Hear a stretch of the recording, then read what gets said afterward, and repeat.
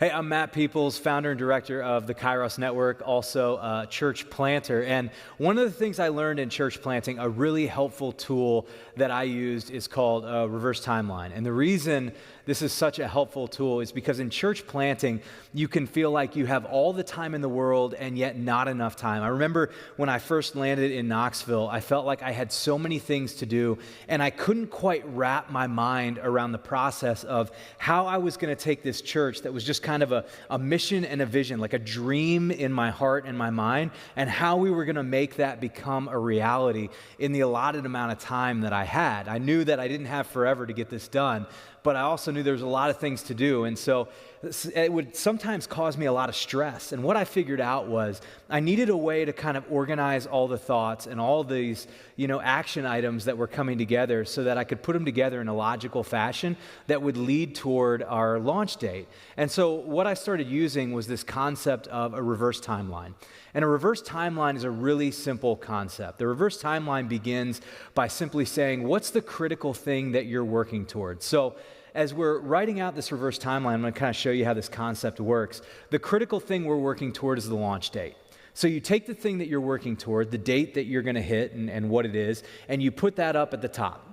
And then what you start to do is you start to list out everything that needs to happen leading to that moment in chronological order. So what you do is you'd say, here's the date and here's the action item that needs to happen. And then here's a date and here's the next action item I need to do. And you just keep doing that as you're thinking through things. Now, I would do things like I would bold out critical things that were important. If you have things that repeat, this may seem redundant, but list them all out. So if you have launch team gatherings that happen every single week, list those out in your reverse timeline. If you have monthly gatherings, list those out, because what this is allowing you to do is it's allowing you to see everything that needs to get done.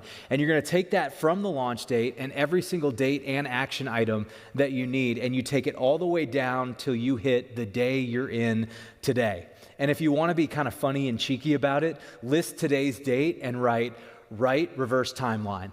And so in doing this, what you end up with is you end up with kind of a template. And I call it a template because it's an opportunity that says, look, here's the proposed time I'm working toward. Here are all the things I'm trying to get in place. And here's today's date. And I call it a template because there's going to be some flexibility to it. We just talked through the time and momentum importance. And so a reverse timeline can really help you manage those two things. Remember, don't just put the times down and the things that you're trying to do. Maybe even put little momentum markers that you want to hit along that timeline to help you kind of gauge, are my time and my momentum kind of matching up where they need to be?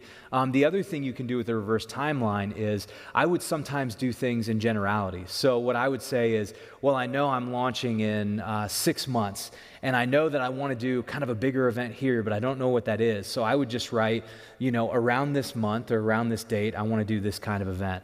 And as I was putting together kind of our strategy for launching, I would plug those things in place. And so essentially what a reverse timeline is just an opportunity for you to kind of track things out and create a little bit of order around something that can feel at times a little bit chaotic and disorganized. And it also creates for you a little bit of healthy accountability. So if you have a reverse timeline in place, you have something that you can track with and say, okay, am I doing the things I need to do to hit this next step? It's almost like creating for yourself a checklist that'll give you the action items you need to be able to work toward the goal that you're working towards. So that's the idea behind a reverse timeline, and I hope it's something that can help you out in your planting journey.